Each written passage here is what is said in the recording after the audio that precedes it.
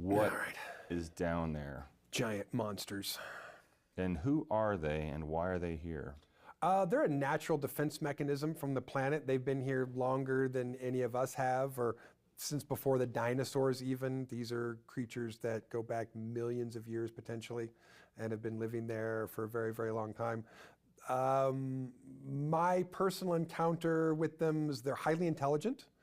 They're not animals, unintelligent animals or beasts. They're highly intelligent, but by looking at them, you might refer to them as a beast or a monster, and I guarantee you a living creature that's 200 or 300 feet tall, that's, several 100,000 or 1,000,000 years old, has a consciousness that probably defies understanding from me or you anyway.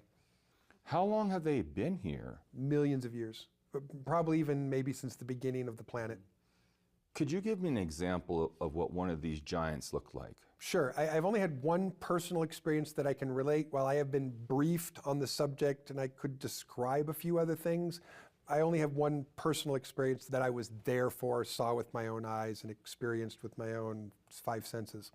So if you want to imagine something that resembles a big furry primate, maybe like a sloth that walks on its hands and is covered with hair that looks like giant dreadlocks. And if you can imagine a strand of woven hair that's, about 3 or 4 feet in diameter or more and over 100 feet long, that starts whipping through the air, and that's not like getting hit with a dreadlock. That's going to be getting hit like with a 20-ton cable. So it has the ability to basically, swirl and spin its body in such a way that these hairs go flying around and would knock out aircraft if, you were trying to attack it with helicopters or jets or something like that. Could knock a plane out of the sky or crush a tank probably or something like that. Exactly how tall do you think, could you estimate? I would estimate that it was probably between 250 and 300 feet tall. This is definitely in the deep, deep pockets. So we consider the network in which some of these other species, the shorter, more our-size ones, we refer to that often as the Agartha network. There is a deeper set of pockets that we think of as deeper than that, and that's where these things live, in an even deeper pocket, or series of pockets.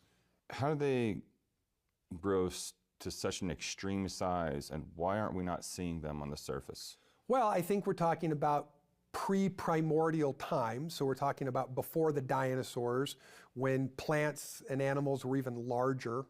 So I think we're just talking about they came from a time when biological life grew bigger. I mean, we don't have, if we had a brontosaurus that we could genetically engineer and bring to life, it would starve to death because there simply aren't plants that grow big enough for it to eat.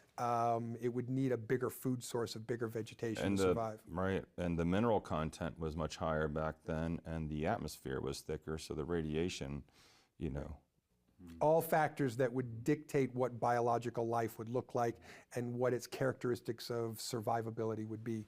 Do you think they have lungs and they're breathing the atmosphere down there? You can hear them breathing. When you're close to them, that's one of the distinctive characteristics is you can hear them breathing. What about the smells? Did you notice that smell? Yeah, really like the stinkiest primate that you could imagine because it's large, yeah. I don't know if it ever bathes. Very smelly. What was your personal experience with it that you had? I don't know how comfortable I am discussing that completely and intricately. Let's just say that it became a requirement for me that I had to get to a certain place, which was across this expanse. And the only way that I was going to get across this expanse was if I rode on something that could walk that expanse. And it's a complicated story how that all went down, but yeah, there was something going on there. Was it positive or negative? Very positive. Terrifying. Good. Absolutely terrifying.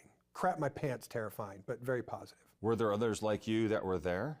No, none that I could see or were aware of. It was very dark, but I don't think so. I think it was not a place where humans or other beings want to go because you get stepped on. I mean, when you realize you enter into a cavern where you're this big compared to something that's this big, it's terrifying because all of a sudden you realize I could get stepped on at any second here. So it's a whole nother kind of biological concern. It sort of made me think like, oh, so this is what a mouse feels like when it's running through the kitchen. Yeah.